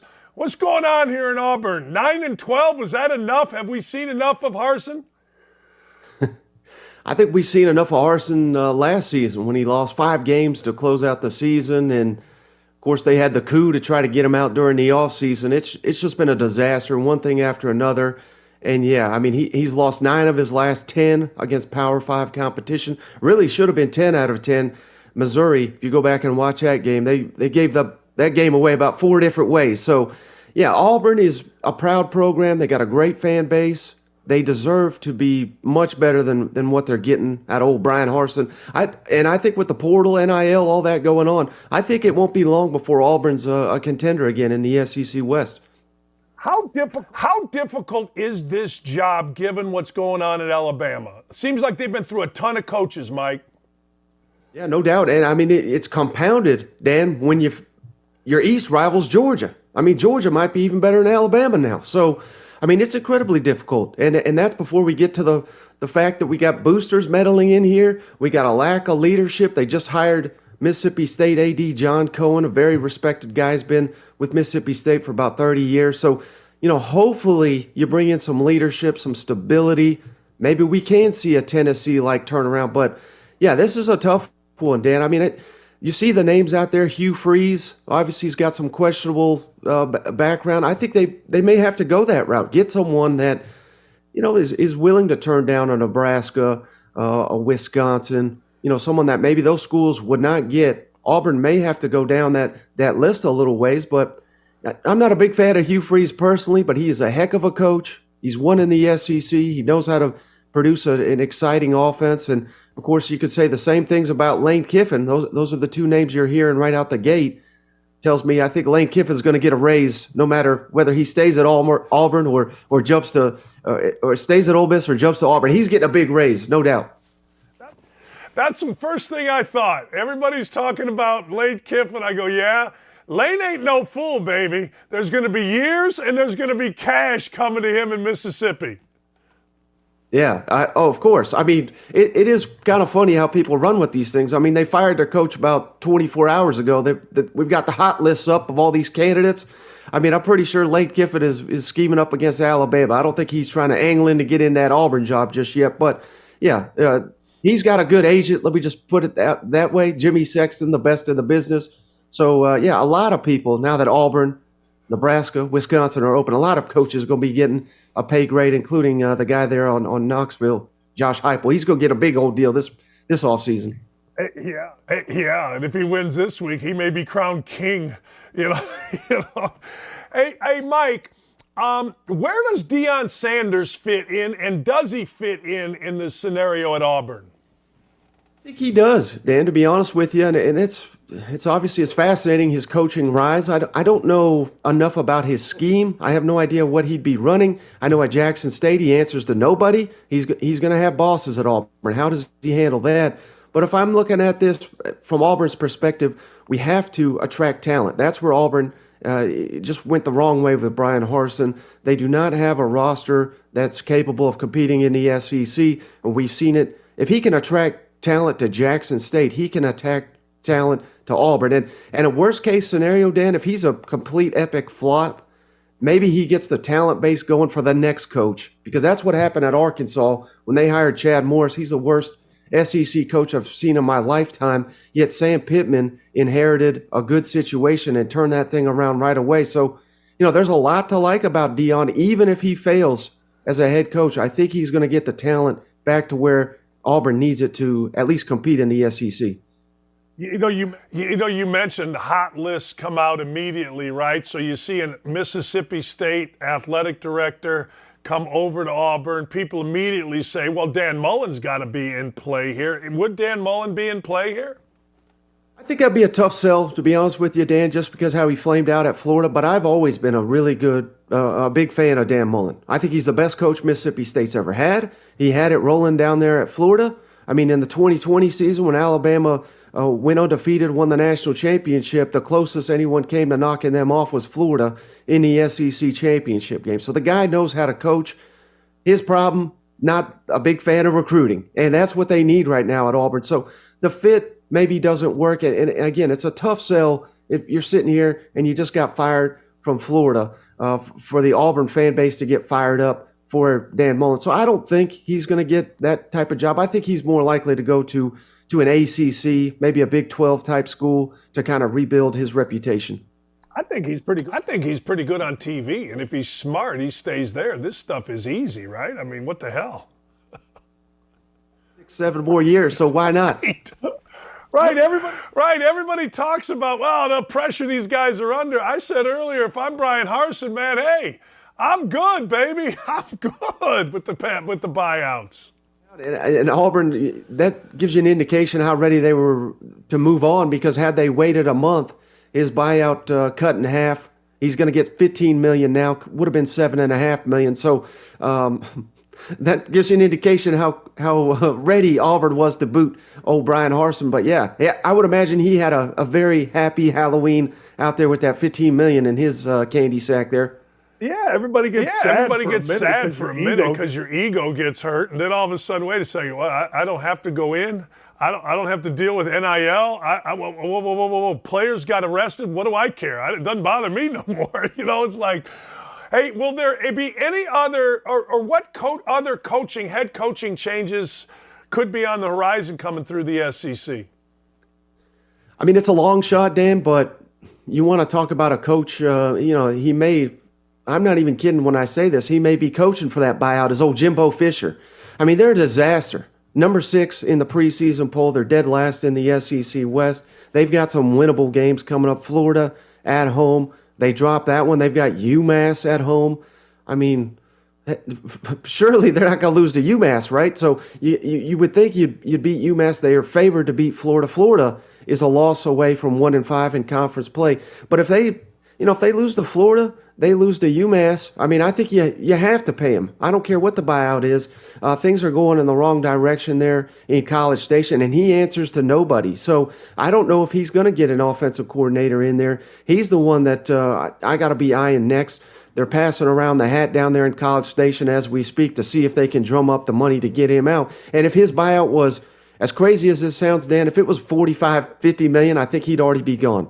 But since it's 85 million, he's probably going to get another year. But let's see if that conversation changes should they lose at Florida and drop to 1-5 in SEC play next week. What's the problem here? His outdated offense. And now they've got, they can't find a quarterback. Now they've just played a freshman last week. He threw for 4 touchdowns, looked incredible. But why was he not on the field before? Now, that's a big question. They just don't develop the offensive skill talent that they've got down there. And this is not a 1-year issue. This is not a 2-year issue. This has been going on his entire tenure here. And these fans are talking about it's a rebuild. Well, this is year 5 of a rebuild to one of the highest paid coaches in the country. And that's just a tough sell when you see Tennessee turning around, when you see Arkansas, when you see South Carolina turning around. They're not necessarily of the caliber of A&M, but even this year they are. So there's just no excuses. Outdated offense. He needs to update that thing. Texas A&M has the talent to compete in the SEC, even compete for a college football playoff spot, but they're not going to be doing it as long as they're running Jimbo's outdated system.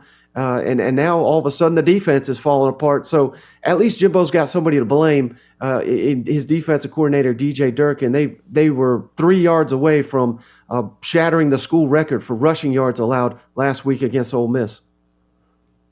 I've known DJ since he was a player at Bowling Green, and they according to Lane Kiffin, they outbid Mississippi for DJ Durkin. He was the savior, wasn't he?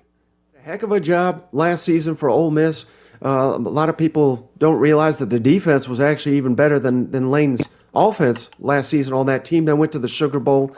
Early in the season, A&M's defense was carrying the day. It was the offense that was getting about 10 points per game. Dreadful in conference play. But now that the defense is being left out to dry, they're loaded with freshmen and sophomore players. The dam is starting to break on that side of the ball. So it's just a calamity. Now that they finally found a quarterback and they're managing some points, now they can't stop anybody. This is not DJ Durkin's fault. This is squarely on Jimbo Fisher and his outdated offense and his, it's just uninventive is what it really is, and it's just awful to watch. Hey, you mentioned Tennessee. Tennessee is the story of college football. They go to Georgia. What's going to happen here? What do you see? Honestly, Dan, I think Tennessee's the better team. And that may sound crazy. I certainly would not have said that coming into the season, but they just look unstoppable on offense. They can hit you so many different ways with the wide splits. They're manufacturing wide open receivers. I barely remember the Steve Spurrier era. I'm not that old, but that's what it reminds me of in the passing game. These receivers are open by 20 yards, and we're talking about receivers that have 15 touchdowns this season. Where the defense is focusing on them, yet they can't cover them. And then you add in the running game, and you add in Hendon Hooker, who's just incredibly accurate, not only in the short game but deep down the field. And if you cover all that, Dan, then Hendon Hooker breaks you down with his legs. It's just an impossible offense to slow down at this point in time. I think they're going to score 30, 35, maybe even 40 points on the road at Georgia. Georgia, they're the most balanced team in the country. I'm not saying they're a slouch by any means, but I think Tennessee goes on the road, and I think they get the win over Georgia in Athens. I just think this is Tennessee's year.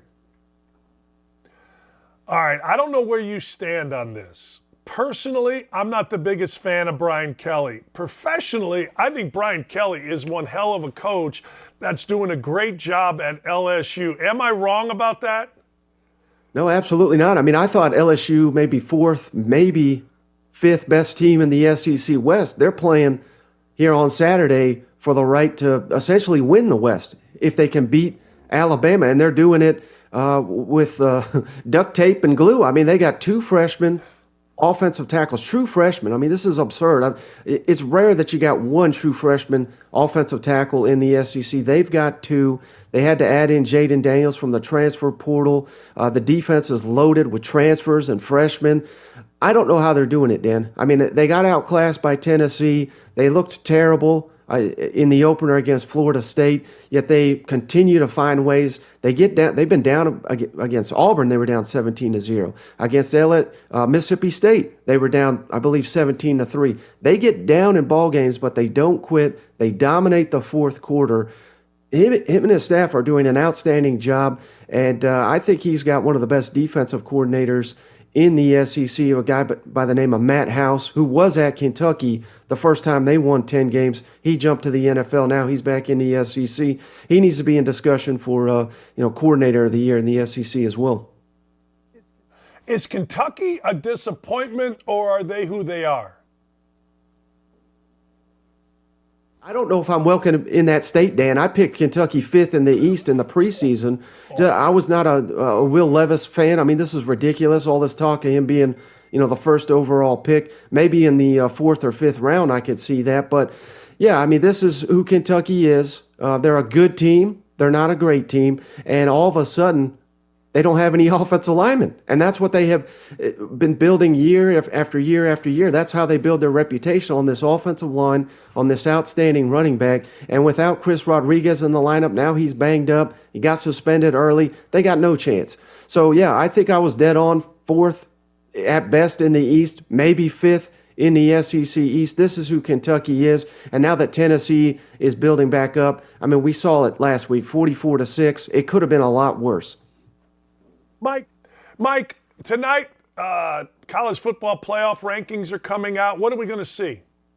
I think Tennessee is going to be the number one team in the college football playoff poll based on their resume.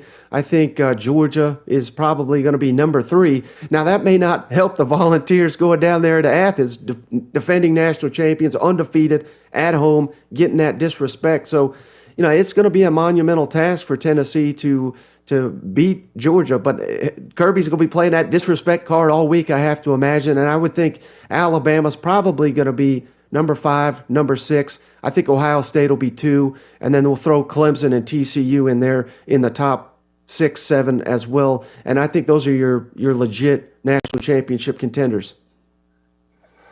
TCU has a great resume. And that's all well and fine, but I was watching them last week, and I know one week, I've watched them 3 or 4 times. I don't know. They don't compare to the SEC. Let me put it to you that way. That's the way I'm sure I'm wrong, but that's the way I see it.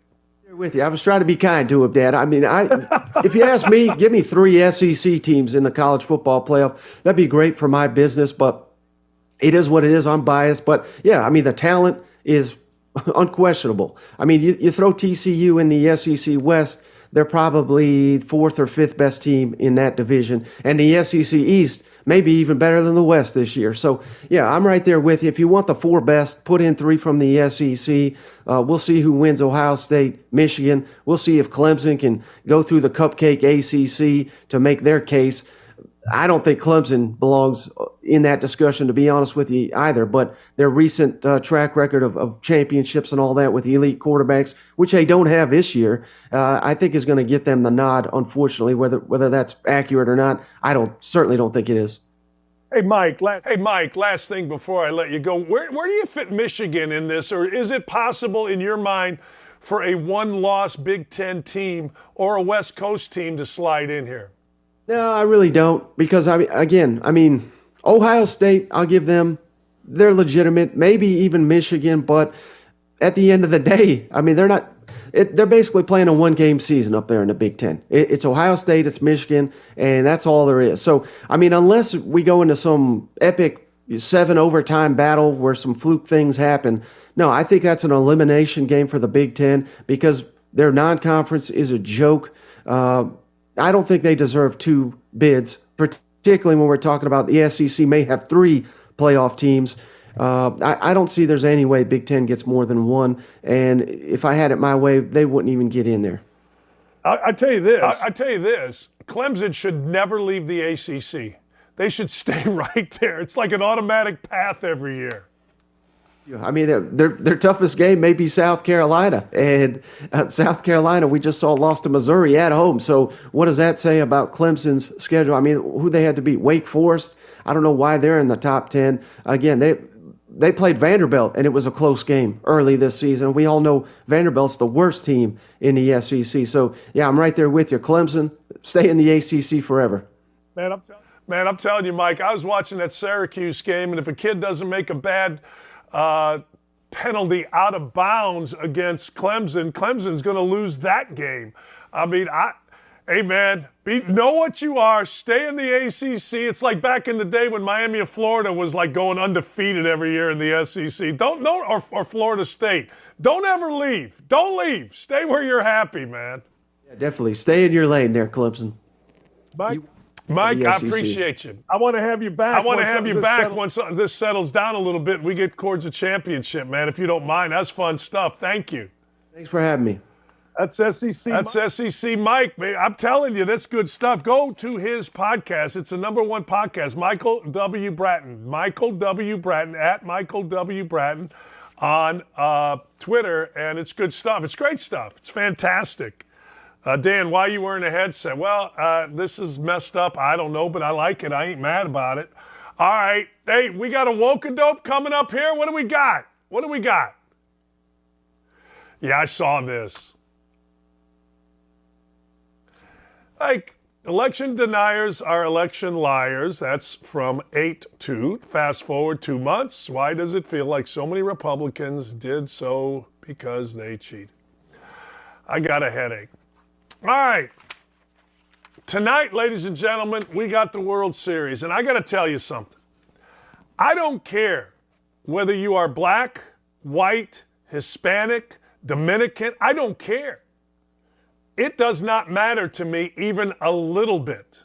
Not even slightly. I know the Associated Press and others want to make out, well, there's no African-American players. I know the Players Association is blaming Major League Baseball. I don't watch the game to see who's white, who's African-American, who's from the Dominican. I'm going to watch tonight because I can't wait to see the World Series played in Philadelphia in front of a bunch of crazy people that are absolutely losing their mind. I'm going to watch tonight because I want the Astros to lose because I believe this World Series vindicates 2017. I'm going to watch tonight because Carl Schwarber, my man Schwarby from Indiana, has decided that he's going to resurrect his career. And I got to tell you, he's fun to watch. When Schwarber gets to the plate and he stands there like the Bambino, it feels like the Bambino. I don't care how many black, white, Hispanic, Dominican, Puerto Rican, I don't care even a little bit. I don't care in any sport. And if you care about it, guess what you're trying to do? Just make stuff up to bitch about. Every guy that's playing in this World Series has earned the right to play in this World Series. Baseball with 162 games is one of those sports, ladies and gentlemen, where you got to earn it. You ain't fluking your way into the postseason. You got 162. You're out there every day. When you're not out there, you're traveling. So everybody, white, black, Hispanic, I don't care. They've earned the right, whether you're a player, whether you're a coach. And if Major League Baseball thinks that it's a problem, then all you got to do is look at the salaries of Major League Baseball. They're going sky high. All you got to do is look at the crowd tonight in Philadelphia. It's insane. How about instead of trying to divide, we enjoy? How about that? How about instead of trying to evaluate, we watch and go, man, this is pretty cool, regardless of who's playing? I mean, if we're all to be created equal, then let's be equal. Don't matter who's white. Don't matter who's black. You're just playing baseball on the biggest stage.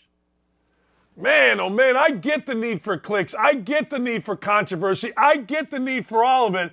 But name me one player on either team that doesn't deserve to be there, and you're full of crap. Totally full of crap. Tommy Lauren, thank you for retweeting out your husband JP's appearance on here. JP, by the way, outstanding. Great job, Dylan and Ryan and Aaron and everybody associated, Corey, everybody associated with the show. Great job today. SEC Mike, fantastic. Give him a follow. I'm going to be ripping ass coming up here at about, noon. The Colts have fired their offensive coordinator. Guess what? The offensive coordinator don't even call the plays. The coach calls the plays. But somehow, some way, my man Jimmy Irsay says that the coach is safe. It's a blank show in Indianapolis. It's all about relationships instead of winning. I don't care about relationships in my professional sports. I don't care about molding men. You know what I care about in professional sports? Frickin' winning. That's it. There are winners. I've told Indianapolis this for years. Look for this in your hometown. There are winners, there are losers, there are survivors. And we got us some survivors here in Indianapolis, the general manager and the Colts, always looking for a scapegoat. I imagine your city is too. But man, the world's greatest general manager, Chris Ballard, couldn't hire a coach. He tried to hire Josh McDaniel. Hires this guy right, can't win. Hires offensive coordinator, got to fire him. World's greatest general manager, I got 2 words for you. Oh, my backside. And quit throwing stuff at Tommy Lauren. Why are we throwing eggs at people most tolerant of us all? You most tolerant of us all have been proven to be frauds. Throwing eggs from 6 floors up at a woman. What do you do? I don't even care. At a guy. At an animal. What are you throwing stuff from 6 floors up? Man. All right. Thanks for watching. We'll be back at it tomorrow.